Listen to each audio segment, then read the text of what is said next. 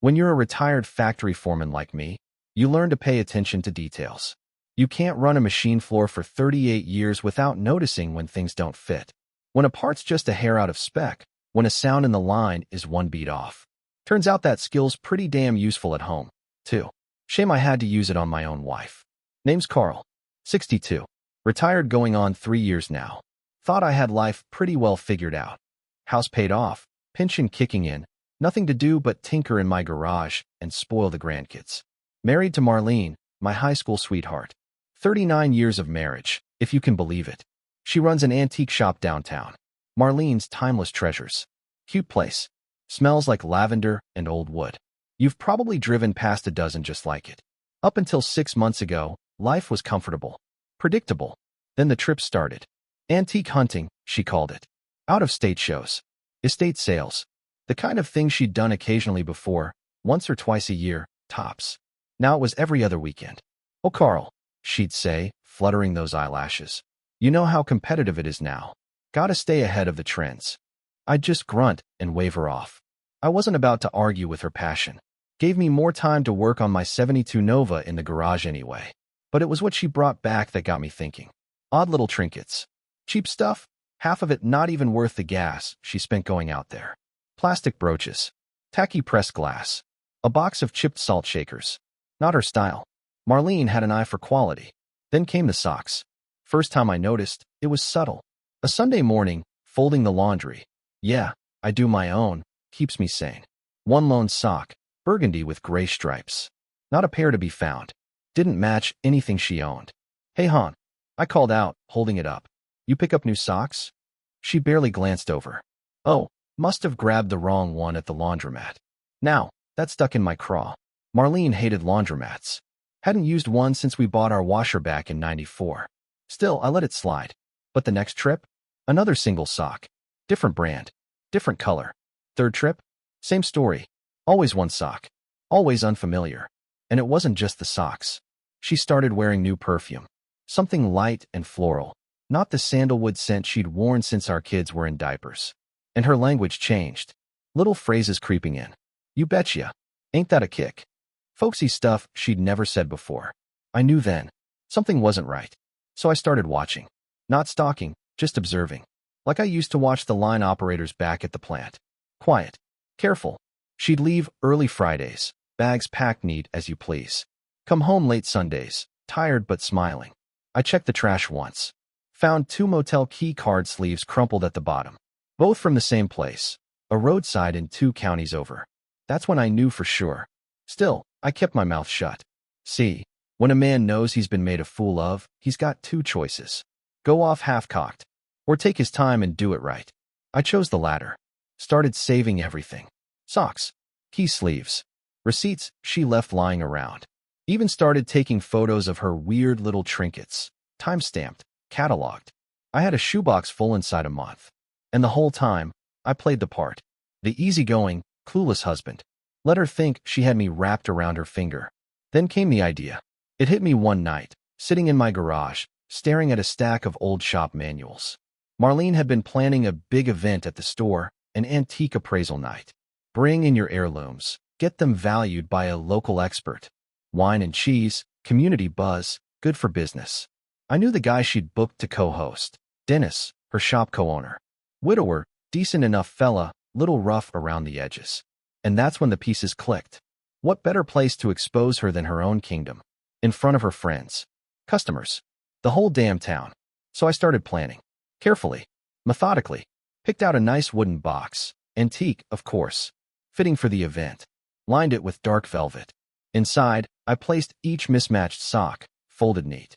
Taped each motel receipt to a card, labeled with dates. Added the photos of her finds, each one tagged with the shop that sold them. Not the estate sales she'd claimed. And on top, a note. To my dearest Marlene. A collection of treasures and truths. I packed it away, smiled, and waited. The night of the appraisal event couldn't come fast enough. And when it did, well, let's just say, sometimes a man's patience pays off in spades. But that, my friend, is a story for next time. You ever watch a woman prepare for an event she's been dreaming about for months? It's like watching a conductor tune an orchestra, every note, every piece, has to be just so. Marlene was a whirlwind in those days leading up to the appraisal night. New drapes for the shop, fresh polish on every wood surface, flyers printed and handed out like candy at Halloween. She'd roped in the local paper to run a feature. Even convinced the mayor's wife to bring in a Victorian tea set for fun. And me? I smiled, nodded, and stayed quiet. Spent my days in the garage, pretending to tinker with my Nova. Spent my nights rehearsing exactly how this was going to play out. Timing was everything. The box was ready, every sock folded crisp, every receipt perfectly aligned, Eleanor style. The note on top? Handwritten, slow and steady. To my dearest Marlene, a collection of treasures and truths. I rehearsed that phrase in my head so many times, it could have been etched in steel. The night before the event, she came bouncing into the kitchen, giddy as a schoolgirl. "Oh, Carl," she beamed. "I think this is going to be our best one yet. Dennis says he's never seen this much interest."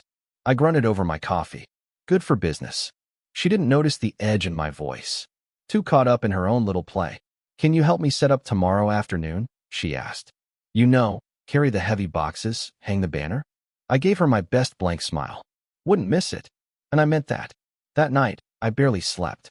Wasn't nerves. Hell, I'd faced union negotiations 10 times rougher than this. It was clarity. Calm as glass. By noon the next day, the shop was buzzing. Tables draped in lace. Display cases gleaming. A little refreshment station with wine and cheese in the back. Folks started trickling in. Old ladies clutching porcelain figurines, farmers with pocket watches, young couples dragging in battered trunks. Marlene worked the room like a queen holding court. I watched from the corner, box in hand, biding my time. At 6 sharp, the appraisal hour began. Dennis, silver hair slicked back, BULO tie gleaming, took the floor with his usual flair. "Ladies and gentlemen," he boomed, "thank you for coming. Tonight's about discovering the stories behind your treasures." Polite applause. Marlene stepped up beside him, practically glowing. "And remember," she chimed, "each item has a history, sometimes more than meets the eye." You have no idea, I thought. One by one, folks brought up their antiques. A Civil War bayonet, a faded quilt, an Art Deco clock. I watched, waited. Then came my moment. Dennis called out, "If anyone else has a piece they'd like appraised, please step up."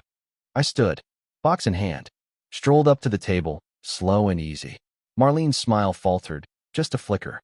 "Carl," she said brightly, "what have you brought us?" I set the box down, cleared my throat.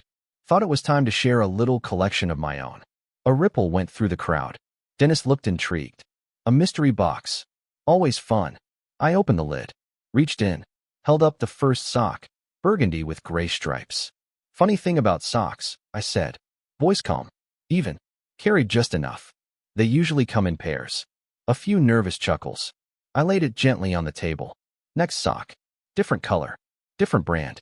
Unless, of course, they've traveled alone. To places they weren't supposed to be. Marlene's face drained a shade. Dennis blinked, sensing something shift. The room grew quiet.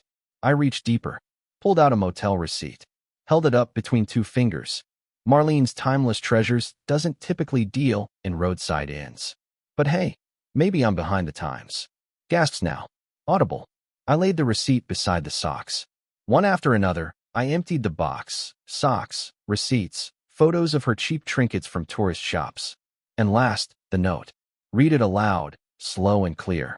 "To my dearest Marlene, a collection of treasures and truths." Silence. Thick enough to slice with a knife. I looked at her then, full in the eye. No rage. No sorrow. Just cold, quiet certainty. "Seems," I said softly, "not everything in this shop is what it claims to be." And with that, I stepped back. The crowd erupted. Whispers, gasps, a few stunned stares. Marlene stood frozen, pale, hands trembling on the edge of the table. Dennis looked like he wanted to sink through the floor. And from the back of the room, a voice spoke. "Guess some truths finally come out, sis?" Heads turned. There, stepping forward, a tall man, lean, sharp-eyed. Looked just like a younger version of Dennis. The room buzzed. What are you doing here?" Marlene stammered. "Been back in town a week," the man said, voice cool. "Wanted to see what my brother's partner had been up to." Dennis looked stunned. Paul. Paul nodded. "That's right, big brother." He glanced at Marlene. I'm guessing you didn't tell him you'd been keeping company with me out at those inns." The room went dead silent. Paul turned to me. "Thanks for the invite," he said with a tight smile. I nodded once. Then I picked up the box, empty now, tucked it under my arm, and walked out. Didn't say another word. Some things speak loud enough on their own. If there's one thing small-town folks love more than antiques, it's a scandal. Especially one that plays out in a lace-draped shop while they're nibbling free cheese cubes. By the time I left Marlene's timeless treasures with my empty box tucked under my arm, the whispers had already started. You could practically feel them in the air, a low hum, like the sound of the factory floor right before a power surge. I drove home slow, window down, air crisp with autumn bite. Not satisfied, not smug, just steady. Because in a game like this, the reveal is just the first move. The fallout? That's where the real fun begins. I was 2 sips into a fresh pot of coffee when the first call came. "Dennis." Voice shaky as a loose rivet. "Carl, what the hell was that?" I smiled into my cup. "An appraisal. Thought that was the point of the evening." He sighed hard. "You blindsided her. You blindsided me. Maybe if more folks had been facing front, they wouldn't be so easy to blindside." Silence. Then softer. "She didn't tell me about him. About Paul." I stayed quiet. "I'm sorry," Dennis said. "If I'd known." I cut him off. "Don't apologize to me. Just ask yourself why your own brother had to show up uninvited to set the record straight." Another long pause. "Understood." And with that, he hung up. The next few days were something to behold. Shop traffic tanked. Word on the street was half the town had seen the spectacle or heard it from someone who had. Marlene didn't come home that night. Or the next. Her text the following morning was short, brittle. "I need space. Staying with Francine." Francine, her sister. A woman with a mouth sharper than her steak knives. I gave her all the space she wanted. Didn't stop the visitors, though. By Tuesday, folks were showing up at my door. Neighbors. Old co-workers. Even a couple of Marlene's shop girls. Each with their version of, "Well, I never." I listened. Smiled. Offered black coffee and silence in return. Because when the truth's already out, you don't need to add a word to it. It speaks loud enough on its own. Then came the kicker. A letter. Hand-delivered by Paul himself. Showed up on my porch Wednesday morning. Tall, lean, same sharp eyes from the appraisal night. "Mind if I come in?" he asked. I studied him a beat, then stepped aside. We sat at the kitchen table. Sunlight slanting across the old wood. He set the envelope down between us. "For your records," he said. I opened it slow. Inside, a stack of old postcards. All from Paul. All to Marlene. All unanswered. "Started writing her years ago," he said quietly. "After I left town. Before Dennis and her opened the shop together." I flipped through them. Each one dated. Each one honest. "I didn't know they'd partnered up," he continued. "Didn't know she'd married you until I came back last month." "And the meetings?" I asked. He looked me square in the eye. "She tracked me down," he said flat. "Started reaching out. Claimed Dennis didn't see her anymore. Said she needed someone who understood." He shook his head. "I was stupid. Got caught up. Should have walked away." I watched him. Saw the regret there. Real. Earned. I nodded once. "Appreciate your honesty." He stood. "For what it's worth," he said, "you deserved better." I walked him to the door. "Truth always has a way of finding daylight," I said. He gave a grim smile. "Guess it does." And with that, he was gone. The postcard stayed on my table. Not out of spite. Out of proof. Because the story wasn't done yet. That weekend, another storm rolled in. Marlene came home. Not sheepish. Not broken. Defiant. Stormed through the door with a glare sharp enough to peel paint. "You humiliated me," she snapped. I stayed seated. Calm. I exposed the truth. I corrected. "You could have talked to me first." I set down my coffee. And what would that have changed?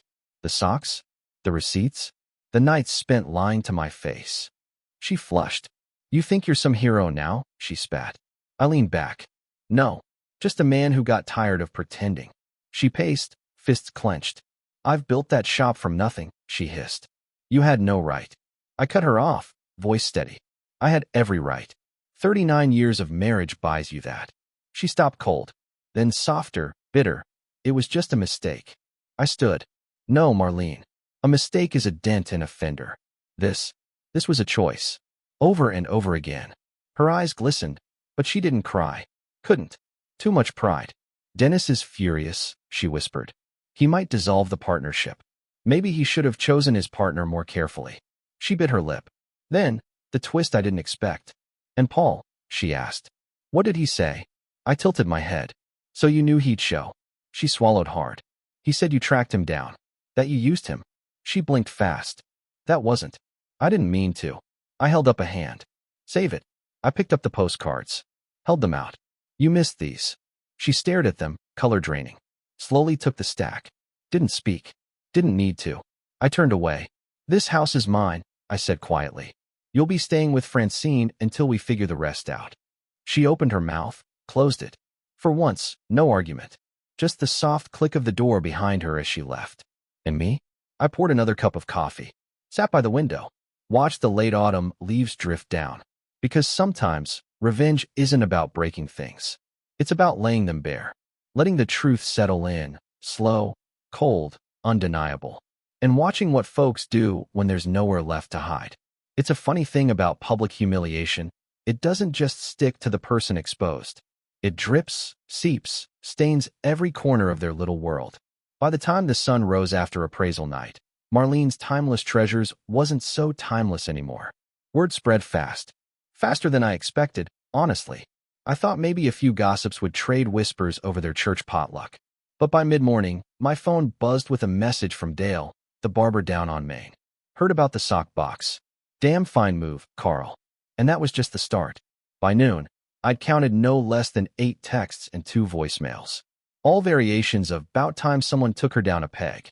The small-town grapevine? Might as well have been fiber optic. I didn't respond. Didn't need to. Truth was out there now.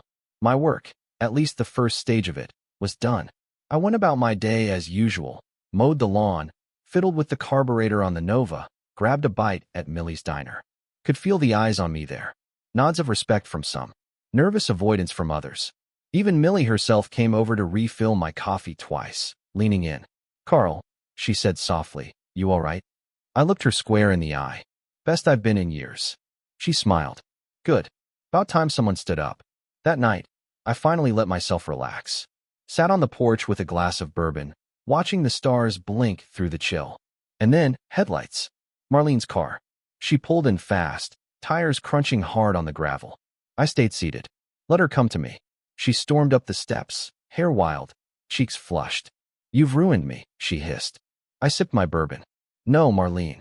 You did that yourself." I just opened the curtain. Her fists clenched at her sides. "You don't understand." I cut her off. "I understand just fine. Motel receipts. Socks from strange men. Your own damn lies." She faltered. "You had no right to bring Paul into this," she whispered. I raised an eyebrow. "Didn't bring him. He showed up on his own." Her mouth opened, closed. "You think this makes you some kind of saint," she spat. "No," I said calmly. "Just a man who finally got tired of pretending his wife was someone she wasn't." Her face twisted. "I built that shop. With Dennis," I reminded her. "Who now knows exactly what kind of partner he's got." That hit home. She swayed slightly, gripping the porch rail. "You're a bastard," she said weakly. I stood. "No, Marlene. I'm a free man. And you? You're the one holding an empty box." She blinked. I stepped past her, down the steps. "You'll be staying at Francine's. For good. Papers will be filed this week." And with that, I walked to the garage. Didn't look back. She didn't follow. The next morning, her car was gone. Peaceful quiet settled over the house. But the town? Oh, the town was buzzing. By Monday, the paper had printed a polite little piece. "Antique appraisal night sparks unexpected revelations." Didn't name names. Didn't have to. Everyone already knew. Traffic at the shop slowed to a crawl. Dennis kept the doors open, barely. He and I hadn't spoken since the night of the event. Until Wednesday. I was at the hardware store, picking up a new wrench set, when he approached. "Carl," he said quietly. I turned. Dennis looked tired. Lines deeper. Shoulders slumped. "Dennis." He shoved his hands in his coat pockets. "Didn't know about Paul," he said. "Didn't know about any of it." I nodded once. "I believe you." He sighed. "I'm dissolving the partnership," he said flatly. "She's out. I'll run the shop solo, if it survives." I met his gaze. "Good man. You deserve better." He swallowed hard. "So did you." Neither of us said more. Didn't need to. We shook hands. Firm, final. And just like that, another piece of Marlene's little kingdom crumbled. But the real twist? That came Friday.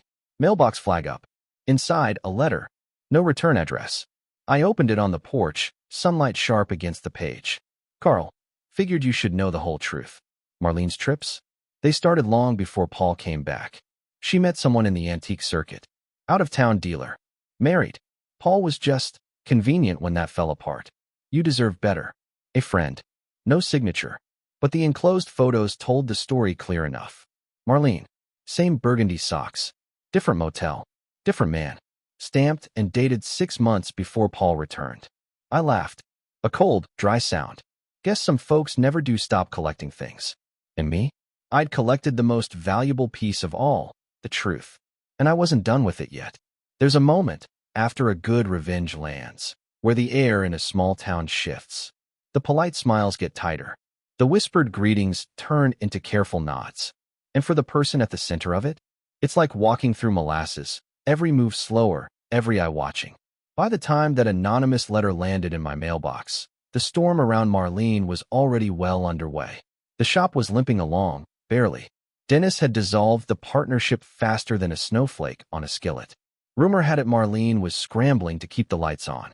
But the letter, that was gasoline on the fire. Proof that Paul wasn't her first rodeo. And that burgundy sock?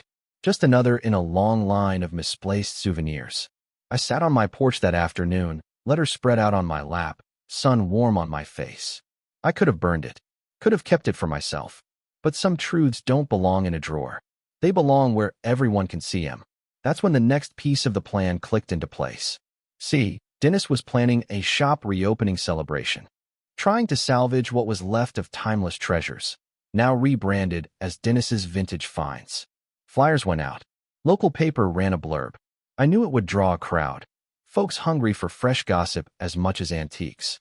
And so, I paid a little visit to Dennis. Caught him at the shop after hours, lights low, dust still hanging in the air. He looked up when I walked in. Carl, he said warily. What brings you by? I held up the envelope. Found this in my mailbox. He frowned. Took it. Read through the photos, the letter. His jaw tightened. Jesus, he muttered. She really had no shame. Nope, I agreed. He looked up. What do you want me to do with this? I smiled. Put it on display, right next to the old sock box. His eyes widened. You serious? Dead serious, I said. Call it a cautionary exhibit. He leaned back. Carl, you're a cold son of a gun. Cold's the only thing that keeps truth fresh, I replied. He shook his head, half smiling. You got it. And just like that, the final nail went in. When the reopening day arrived, the shop was packed. Curious faces. Nervous energy. I stood near the back, bourbon in a thermos, watching. Dennis had done it right. A little display table by the register. Framed copy of the anonymous letter. Stack of photos beneath glass. And right beside it, my original sock box, now under a plexiglass lid, labeled artifacts of a different kind. Poetic, really. I watched as folks drifted over, read, whispered. Some chuckled. Some shook their heads. A few shot glances toward the door, and toward Marlene. Oh, she showed. Couldn't stay away. Came in late, sunglasses on, head high. But the minute she saw the display, she stopped cold. Face drained. I caught her eye from across the room. Raised my thermos in a mock toast. She turned on her heel and fled. Didn't come back. And the crowd? Well, the crowd ate it up. By sunset, word had spread clear to the next county. Carl's sock box became a town legend overnight. And Marlene? I heard she packed up and moved in with Francine permanently. Shop paperwork filed under Dennis's name alone. A week later, Dennis stopped by my place. Brought a bottle of the good stuff. We sat on the porch, sipped in silence for a bit. Finally, he said, you didn't just burn her. You cauterized the wound. I shrugged. Some lessons gotta stick. He nodded. You ever think about what's next? He asked. I smiled. Next? I've got a garage full of projects and a porch view better than any damn motel room. He laughed. To truth, then. We clinked glasses. As the sun dipped low, painting the sky in streaks of red and gold, I leaned back. Because sometimes, revenge isn't loud. It's a quiet display in a glass case, where everyone who matters can see exactly what you were worth and what they weren't. And me? I was worth a hell of a lot more than a burgundy sock. If you asked me what true revenge tastes like, I'd tell you it ain't fire. It ain't loud. It's cold. Smooth. Goes down easy, leaving a bitter aftertaste that sticks. Like bourbon on an empty stomach. The week after Dennis put my artifacts of a different kind display in his shop window, timeless treasures might as well have been a tourist attraction. Folks who hadn't set foot in that place in years were suddenly browsing dusty shelves just to get a glimpse of that sock box. Dennis played it smart, moved the box and the framed letter to a glass case right inside the door. You couldn't miss it. And he didn't hide behind it either. Hard truths, the little placard read. Not for sale, but worth more than gold. Word spread so far, folks were driving in from neighboring towns just to gawk. I heard tell that one fella came all the way from 2 counties over, camera in hand, to snap a pic of Carl's sock box. Hell, someone even started a hashtag. #Sockgate. I couldn't make this stuff up. Meanwhile, Marlene kept a low profile. Rumor had it she'd moved in with Francine full-time, though Francine wasn't exactly thrilled about it. You brought this shame on yourself, she'd allegedly told her. But the real kicker came when Dennis called me on a brisk Wednesday morning. Carl, he said, voice tight. You might want to come down here. I set down my mug. Why? Just come. You'll want to see this. 10 minutes later, I walked into the shop. Place was half full already, folks milling about. And there, front and center, was a new addition to the display. Another letter. Framed. With a note. Anonymous. Verified by multiple sources. I leaned in to read.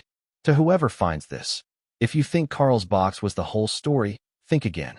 Marlene wasn't just seeing Paul. She's been running this pattern for years, with out-of-town dealers she met on the antique circuit. She'd used trips as cover. Brought back cheap junk to mask the truth. Several of us knew, but we stayed silent. No more. Let this be a final ledger of her collections. No name. No signature. But it was enough. And it wasn't just hearsay. Dennis had vetted it. 3 separate shop owners from the antique fairs had contacted him privately, confirming the pattern. She's been playing this game longer than any of us thought, he told me. I just nodded. No gloating. Just a deep, settled satisfaction. Later that afternoon, another unexpected visitor came calling. Paul. He showed up on my porch, hands in his coat pockets. Mind if I sit? He asked. I motioned to the spare chair. We sat in companionable silence for a bit, watching the wind kick leaves across the yard. Finally, he spoke. Didn't know she had others, he said quietly. Neither did I replied. He shook his head. Guess we both were pawns in her little game. I took a sip of coffee. Better pawns than fools. At least we're free now. He gave a bitter smile. True enough. We didn't need to say more. Some understandings don't require words. He stood to leave. Before he did, he handed me a small envelope. What's this? I asked. Proof, he said. For your records, if anyone doubts the story. I opened it later, more photos. More receipts. Undeniable. By Friday, the shop's traffic had doubled, but for all the wrong reasons. Folks weren't there to buy antiques. They came for the spectacle. For the lesson in lies laid bare. Dennis leaned into it. Started calling the display the cautionary cabinet. T-shirts were rumored. I stayed out of the circus mostly, content to let the tide carry itself. Until one final piece of the puzzle landed on my lap. A week later, a manila envelope arrived. No return address. Inside, legal papers. A notice. Marlene had formally signed over her half of the house. Full ownership transferred to me. No contest. No note. Just her signature. And one line scribbled at the bottom of the last page. Consider it part of the collection. I sat back. Laughed. A dry, hollow sound. So be it. The house was mine. The truth was out. The sock box would stand long after the last customer stopped gawking. And me? I was free. Not bitter. Not broken. Just a man with a damn fine story and a porch worth sitting on. As the leaves turned and the first hint of winter crept in, I poured a fresh bourbon, leaned back in my chair, and watched the wind dance through the bare branches. Sometimes, revenge doesn't need a raised voice or a shattered glass. Sometimes, it's just a box of mismatched socks, sitting under glass, while the whole damn town remembers. And that's more than enough. Subscribe to the channel